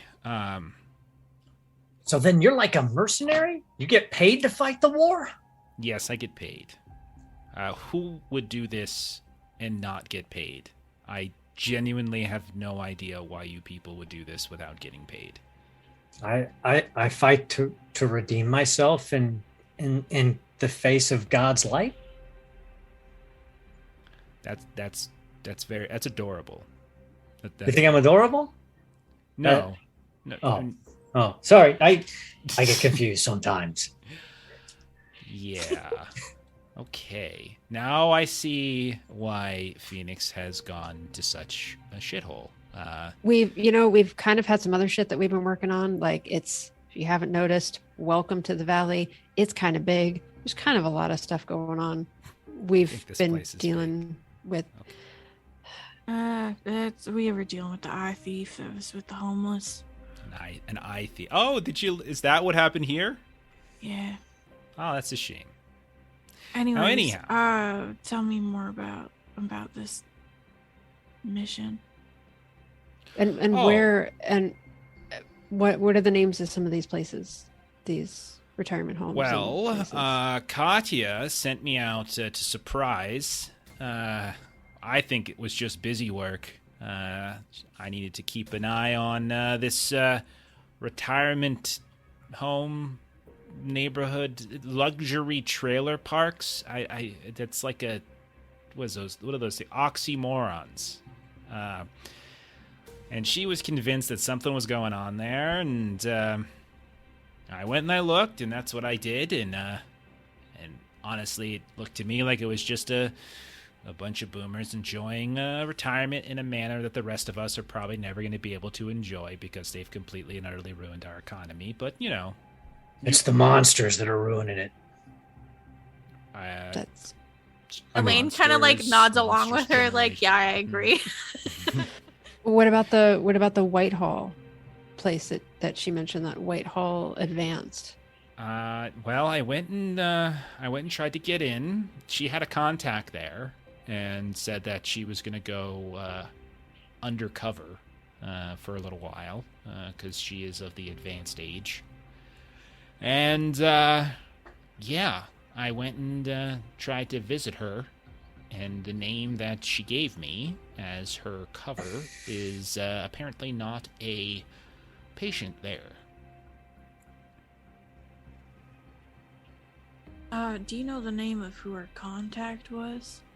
It was an orderly by the name of Isaiah Stratton. I went looking for him as well. Not my first rodeo. You have rodeos here, right? Yeah, and you seem capable. I'm following. And he is not there either.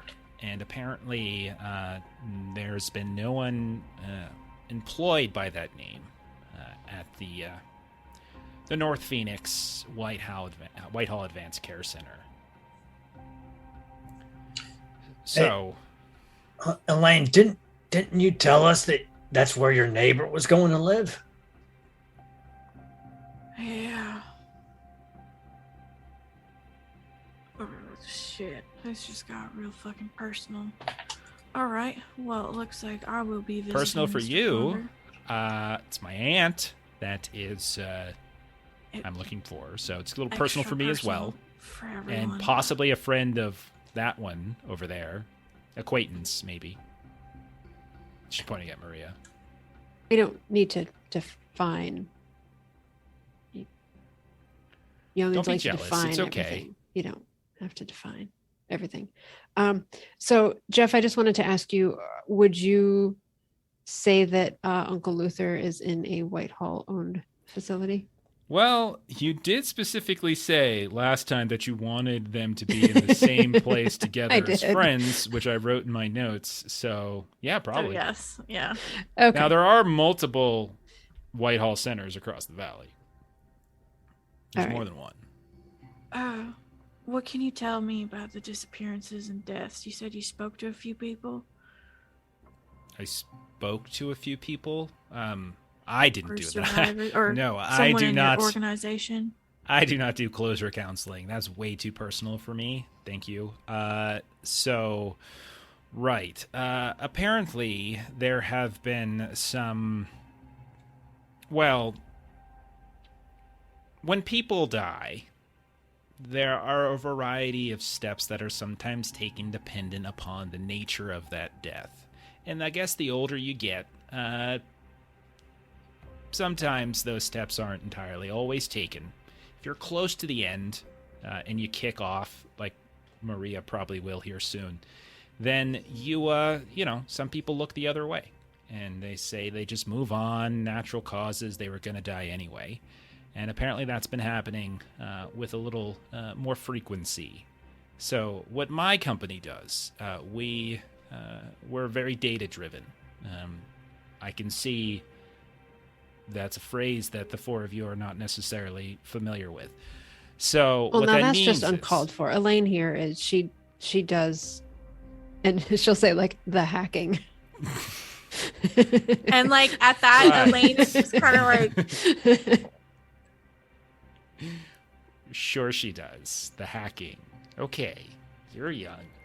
Anyhow, we were noticing, like I said, a spike in certain things that were happening across the valley, and we were seeing that relative to previous year's data, relative to neighboring towns and cities of similar population, and relative to the ebbs and flows of the temperature of the valley, there was a very, very noticeable spike in the loss of the elderly.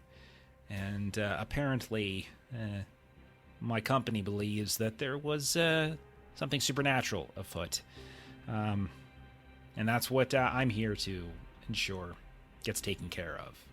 Listen, Katya. there's a lot of supernatural out there. Did your Right. company give you any kind of more definitive direction? I Well, mean, they we're were- tracking a doctor who Sure. can walk through daylight. We fought a thing that ate eyeballs. So, I mean, you're not giving us a lot to go on. I mean, Well, you're very nice, don't get me wrong, but you're not giving us a lot to go on. most doctors can walk in daylight, as far as I know. Yes, but this And- one can do it even though he's a monster. Oh. Well, they're under the impression it was a blank body, that we were just dealing with your kind of run-of-the-mill, someone's draining them before their time. And so that was apparently the information I have. I mean, draining them of their blood, water, Yes. souls, what? Blood? Blood. Vampire. Yeah, vampire, sure, right. Thanks for clarifying that, by the way. Sorry, I didn't mean to sound so harsh. Okay, you're fine. She looks over towards the rest of you. and Elaine just kind of like looks at her and just like shakes her head. Pat rests on the back. Hear that? She called you fine. I heard that. I did. I didn't want to let it go to my head, though. And Maria will pipe up and say, "This is. I'm glad you brought this to us. It's unfortunate, but perhaps fortuitous that both Maria and myself have easy covers to get in, since we both have friends or family that are staying at Whitehall facilities that may help us be able to get access that maybe you weren't able to get." Like a brother or a sister or something like that? Uncle, actually. Wow. There's So a when- lot. When you were turned away, well, did you infiltrate undercover and attempt to find your aunt? Well, Katya and I had a plan. She was going undercover with a specific name. She was going to spend a week there in some of the short-term clinics, snoop around, see if she can find anything from the inside. I could check in every now and then and visit with her, and for the first few days, everything worked out just fine. She hadn't found anything of note, nothing too suspicious. It seemed like a particularly nice place. They had a very nice shuffleboard tournament that Katya did very well at, and I was going to report about what I found at Sunset Trails, and lots of dead ends. Then I went by a couple days ago when I first saw... I'm sorry, what was your name again? She looks over at Maria. What? It's on the tip of my tongue. Oh yeah, your Bubbles on Maria. Bubbles. Bubbles, that's a nice name. It's not Right. really her name. Her name's Rena, but She's she very was clever, this one. Very holding a gun in my face and blowing quick-witted. a bubble. So, she's Bubbles. So, So I went, and she wasn't there any longer. They said they don't have any records, apparently, of her name, and I went looking for her contact, Isaiah, and he apparently is not there either. What was her cover name? Katya's. It was Dorothy Winthrop. Dottie. That's what I called her, Aunt Dottie. So when Aunt Dottie and Isaiah went dark on you, and after you had seen him or seen her there before, then they said that she had never been there. That's when you infiltrated the facility to try to find her? Well, I haven't actually infiltrated it yet. They have round-the-clock surveillance and security on staff that honestly look a little... Well, they look a little more capable than you would expect a security crew at a nursing home to have. I mean, honestly, they're mostly just dealing with old people trying to run away, right? And I don't think you need to have the kind of training that some of them clearly had. They tried to hide it, but they can wear those little collared shirts and khakis all they want. I can tell somebody who's had training. My mother was no fool. I was taught well. So Maria's going to sort of go over to kind of where she is and just sort of pat her on the shoulder and just say, like, it was good that you brought all of us in to give you some backup for the next step of the operation. I'm sorry. You're within my personal space here. I would appreciate no contact. But yes, I figure if you know Katya, at least some of you must be useful. And if this one here can do the hacking, maybe we might be able to get some more information about where Katya might be. I thought you'd be motivated. I think we're always interested in doing what we need to do. We just hit some dead ends with our last investigation that we were working on, so... The Eye Thief. Yes. He's in a secure facility, kind of like you just described. Of course, when our dear friend Elaine here, a member of our squad, was taken, we didn't hesitate to infiltrate a highly secure location, retrieve our squad mate, and crush the enemies before us. That's not a judgment. You're not as nice as I initially thought.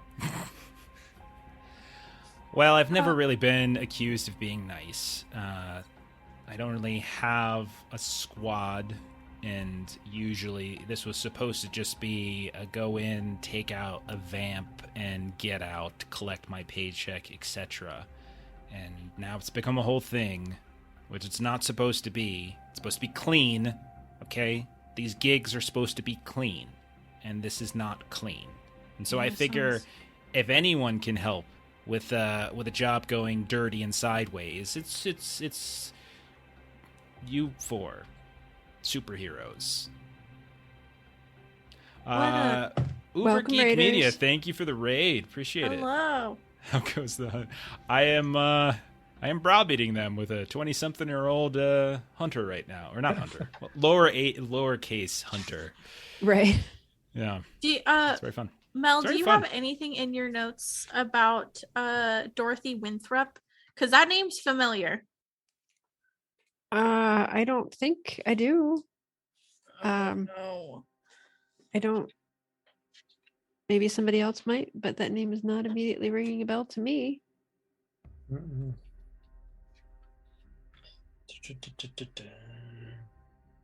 Was it a name that we saw in the medical files? Maybe. I think it was maybe, but I didn't write it down. I will cut to the chase for you all. No. No? It's Okay. not. Okay. Okay. All right. I was good like, to know. fuck. No. It's that was just her cover ID. Okay.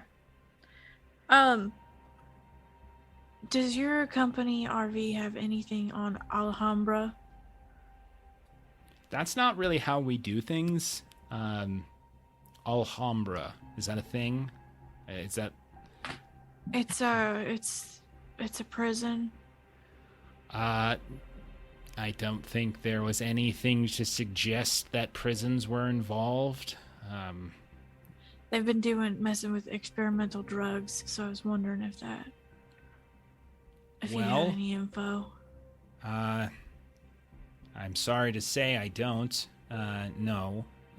I can tell you that there were, mostly it's the Whitehall centers that we were interested in. However, there were a few communities out to the west that reported, they reported wholesale groupings of deaths.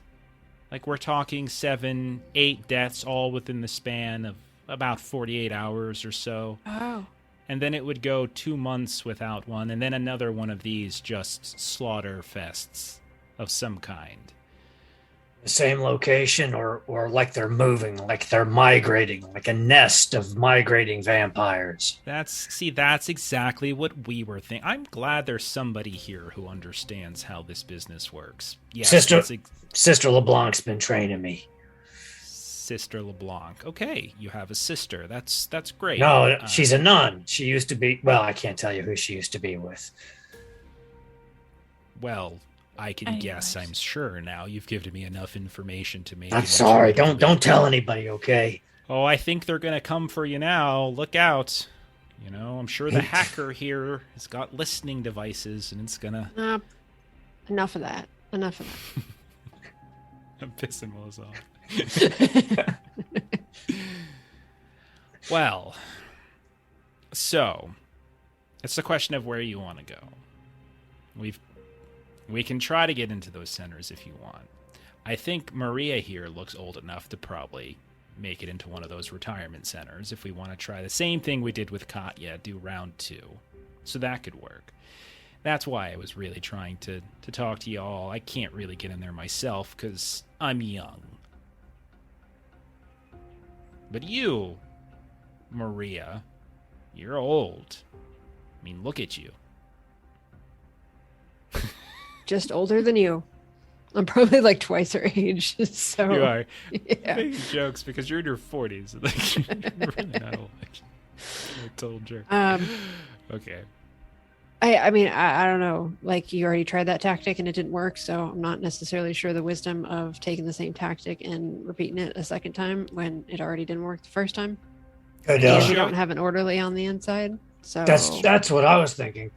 Maybe Elaine, can you hack in there and make an employment file or a hiring package for one of us to go in as a new hire orderly? See, Bubbles, you could have done that. You're young enough that you could have been an orderly. You could have gone in there. See, he's younger than you. It took him like 5 minutes to come up with that idea. I don't think so. And she doesn't look like an orderly to you.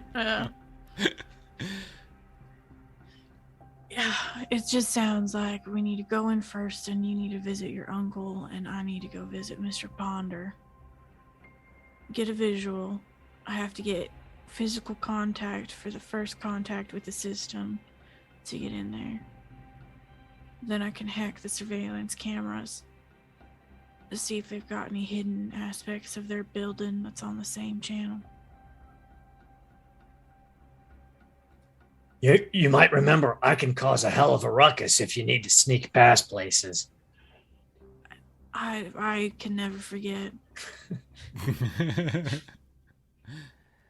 Now, there's also this place out west. And like I said, I didn't see any signs of, like victimization or anything. But it was kind of strange. I remember watching this really old movie with my mother once and with Aunt Katya. It was a bunch of old people like Maria, and they were they found something in like a swimming pool, and they just got really virile and strong, and it was aliens or something like that, I think. And that's kind of what was happening here. It's supposed to be a retirement community, and I was expecting to see them moving about with, walkers and, those little carts with the flags on the back, and everything. But no, that's not what I saw. They were very active, which usually when you look on, the sites for these places, the active is kind of, in my opinion, ironic, because you're not. The only thing you're actively doing is prolonging the suffering of your family members who are paying for your retirement. And while they looked very strong, and they looked very fast, and they were, very happy. And I found that suspicious. There wasn't anyone in there who looked like they had pain. They weren't walking anywhere strangely. So, I don't Demonic possession? No, that sounds like that drug that those tweakers were on that were beating up Brock. Well, they weren't beating anybody up. They were moving quickly, and they were playing basketball. Someone had a basketball hoop set up. I mean, these people, they were jumping and running. Clearly, there's something strange happening there. So we could double back on what you've done. Go out west, take a look at these strangely athletic, middle-aged to older people. They were even older than you. Well, thank goodness for that. I mean, there's a cemetery right across the street from the park. I mean, the Give jokes them write something to themselves. look forward to, I'm pretty sure this place is just like a fast lane. But Convenient city planning. Oh, right, also everybody. it's gated, which was weird. It's a trailer park. Like I said, luxury trailer parks with a gate around it. That's weird. You I are agree. weird people out west. I don't understand. So where are you from? Me? Oh, I'm from the east. I'm from the real coast. As a transplant from Georgia, it's definitely weird here. Just the east, huh? You don't really need any more information than that. So then are we going to divide and conquer? Some of us go out to this luxury trailer park, and some of us, Elaine, you and Maria, go see if you can get into this care facility. Well, I mean, I feel like Elaine and I would say Maria's been there before. She's a good niece. She's visited her uncle before. I think that's reasonable to say. Yeah. You don't remember anything weird going on. It was a nice place. Like it was actually pretty nice. Affordable, actually. Strangely enough, much cheaper than some of the other options. But still had a ton of amenities and round-the-clock care. And there were a couple different wings. There was short-term and long-term care, and then there was like specialty care, like for the wing that your uncle is in, like a memory care center. So people specifically dealing with dementia and other related memory issues. Yeah, I've been there to see Luther a lot of times. I wouldn't stand out to go there. Elaine, I can show you where Mr. Ponder's been set up. Yeah, I think that'd be best. Just remember, we're going to collect information. So, Bubbles, are you going to go with us? Or are you going to go with them? If you're going to keep Or are you calling doing me your own that, thing? I'm really going to have to shoot you. What is your name? I don't think we were introduced. I'm Rena. Rena, I'm Elaine. Pleasure to meet you. Pleasure to meet you too, Elaine. This is Ow. usually where you what the big boy over there. What's his name? And Elaine goes through it, like, Yeah, well, Rust already introduced himself, of course. And I know Maria. I'm Alvin. It's a pleasure. Pleasure to meet you too, Alvin. So, I will go ahead and I'll just say this now. You all are assisting in this, so yes, I will, of course, give you a small finder's fee or something like that whenever the gig is paid off by RV. So don't worry about that. This isn't a favor so much as it is a temporary alliance. You are subcontracting, we'll call it. As long as we're fighting the war, it Right. doesn't matter to me. Of course. Yep. Gotta fight that war. Maria, at one hand, is a little offended at like taking money to help Katja, but she is greedy, and so she's like, she is about to say something, and then it's like, I'm not turning down money. I would have done it for free, but I'm not going to say that out loud. Maria, I'll be able to pay you for my phones, and I'll give the rest to the church to fight the war. Yeah, Elaine's Well, got that drawer for you. I'll buy a new pair of boots too. Is he seriously like he's adorable. I don't know where you found him, but He's very On the effective street. at what he does. And she kind of nudges Elaine for mentioning kind of his living situation. He is very effective at what he does. Street's the best place to live. They can't get you if they can't track you. If you never sleep in the same place twice, I never the monsters won't find you. See, she knows. She understands. Nobody looks at the homeless, but I can see all of them when they move through and feed on the innocent.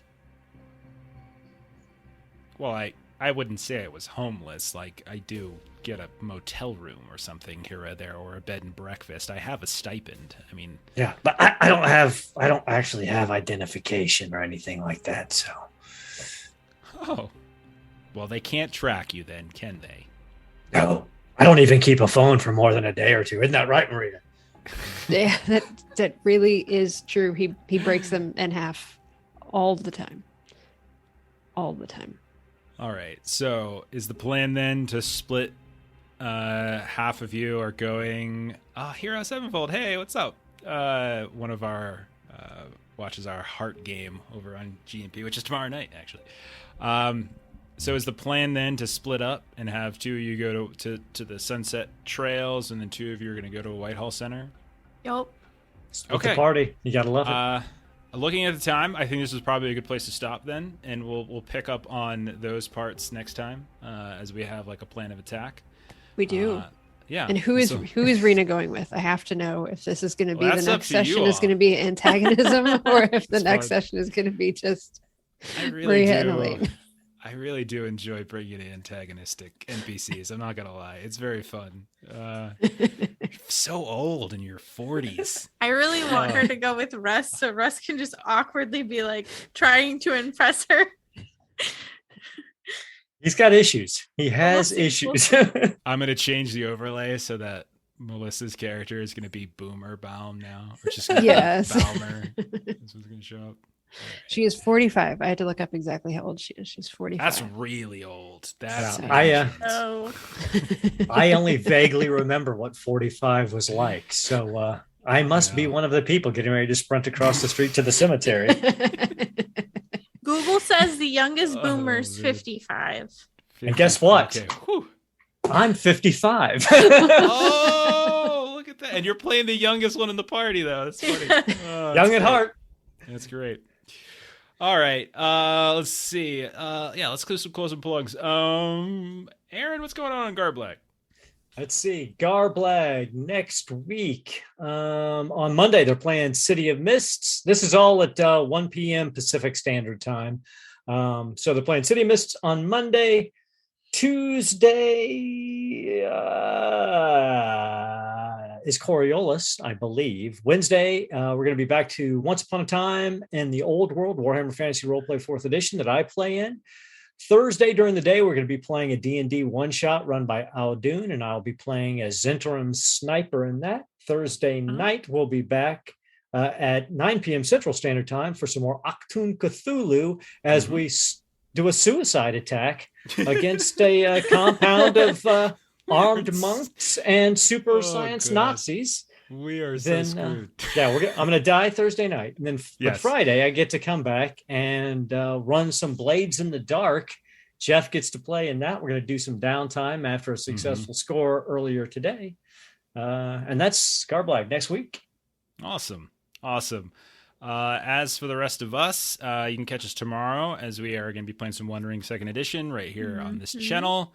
Tomorrow night over on Grim and Perilous Plays, I run a heart game, and you can catch us there. We're getting near the end of that campaign, actually, getting the last arc. Let's see. Sunday, I'll be over on Steam Still Murder playing some Shadowrunners. We're starting up a new arc. I think the final arc, actually, and I think we're going to be starting a new system. So we've been jumping to different systems, and we're doing Shadowrun 2nd Edition. And then Monday, we'll be back on our own channel once more, playing some Holla for Savage Worlds. Wonderful Appalachian apocalypse folk horror game. It's really great. So that's it for us. Going to go ahead and raid our friends over at the Defenders who are playing, looks like DCC. So thanks for everyone who hung out tonight. Thanks to you, those of you who threw out some bits and stuff at the beginning. Thank you to the raid as well. We really do appreciate Uber it. Geek Media, thank you. Uber Geek Media, that's what I was looking for, just to make sure. But that's it. Follow the raid, make us look good, and enjoy the rest of your weekend. So, bye-bye.